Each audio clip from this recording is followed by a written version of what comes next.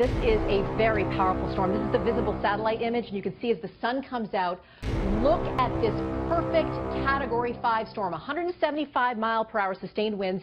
At its peak, Katrina was 175. We haven't seen a storm of this strength in 10 years since Felix in 2007. Millions of Americans are looking ahead to another potential disaster. Hurricane Irma was just upgraded to a Category 5 storm. It now packs maximum sustained winds of 175 miles an hour. So wind speeds at 175 miles per hour, which is unbelievable. Gusts at 185. So a strong Category 5 hurricane as it approaches the Leeward Islands. That is an absolutely devastating and catastrophic hurricane for these islands. Hurricane warnings have been issued, and hopefully their plans are in place, because a Category 5, that is pretty impressive. As Floridians prepare for the storm, many areas in the Caribbean are getting ready for a direct hit. Here's a look at Irma from space. Emergency officials say the storm could bring up to 10 inches of rain and 23-foot waves.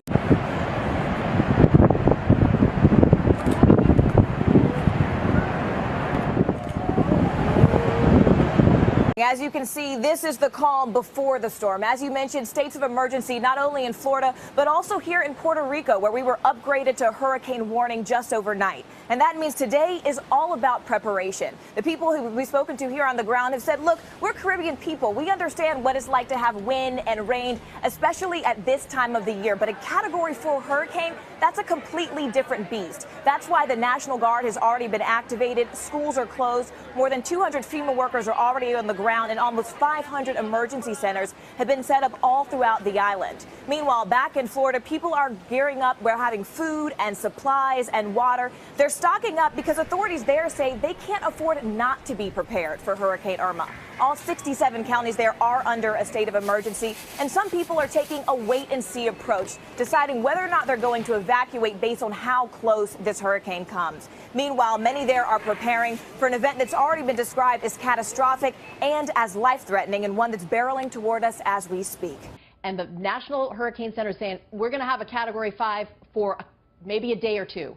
So watching this, the northern Leeward Islands, you're in trouble right now, unfortunately. We are dealing with a very strong, potentially dangerous storm moving your way. Then we watch Puerto Rico, Hispaniola, the Bahamas, Cuba, and there's the center of the storm. But I don't want people to pay attention to the center, because there is the potential 5 days out that this moves south of that center or north of that center. But certainly right now, Florida Keys, South Florida, making your preparations now. Very warm water ahead of the storm. That's why the potential is there for it to maintain its Category 5 status for the next 24 to 48 hours. There's the computer models. Very good agreement until Friday. And then we start to see the trough that will potentially influence the storm coming from the north. And then we think making a right-hand turn. But again, we got to watch this, because anything can happen 5 days out. I know Florida, you're in the crosshairs here. Gulf of Mexico, though, you need to be prepared. East Coast also needs to be prepared. One thing is for certain, Julie, This is a very dangerous storm that could potentially be deadly. So we need to make our preparations now.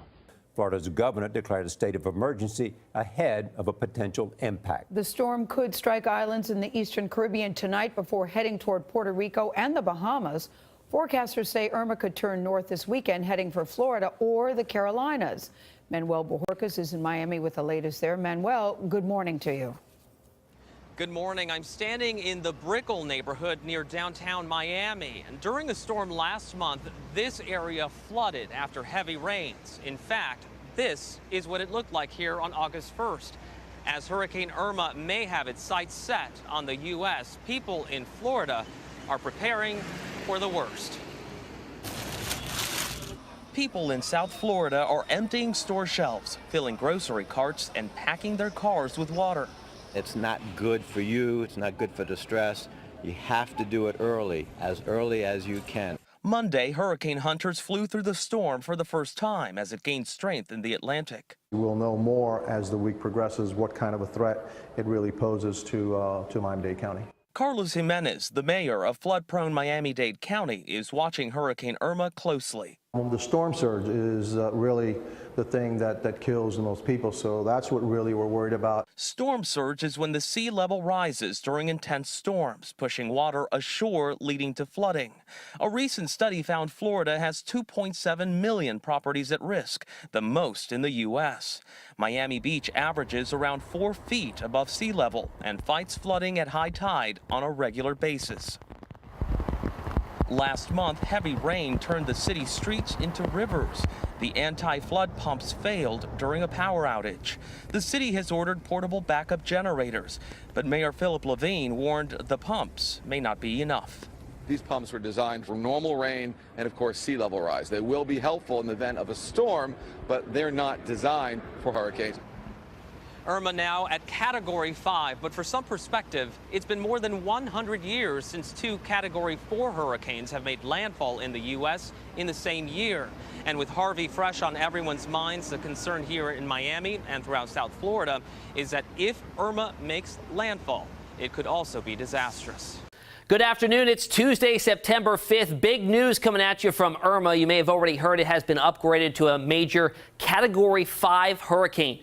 Sustained winds right now, 180 miles per hour with gusts up to 220. The forecast track has been slightly shifted off to the north and northeast here, staying over open, very warm waters of the Bahamas as it puts its sights on the southern part of Florida. That cone of uncertainty, obviously the model margin of error does grow significantly up to 5 days out. So southern Florida is within that cone of uncertainty as we get towards Sunday morning. Very, very dangerous storm out there right now. Those winds unfathomable.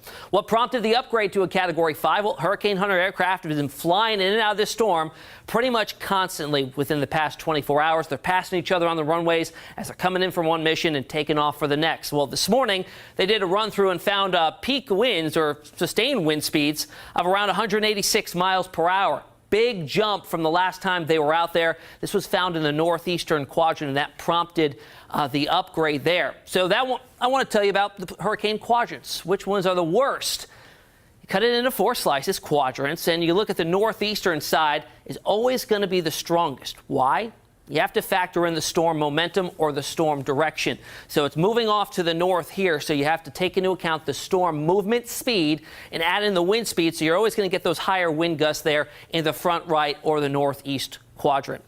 On the other side of that, the front left, still significant storm surge there, and you go off to the back right, significant wind speed still found within that. The back left, if you're talking in terms of weakest when you're dealing with a hurricane, you're going to find the back left as finding the weakest winds there. So we're going to have to watch that very, very closely as we go through the next few days here and see where that northeastern quadrant influences some land masses. Now, I also want to dispel some rumors that maybe you've heard on social media. I know I've been asked a few times, Tim, when is Irma going to grow and become a Category 6?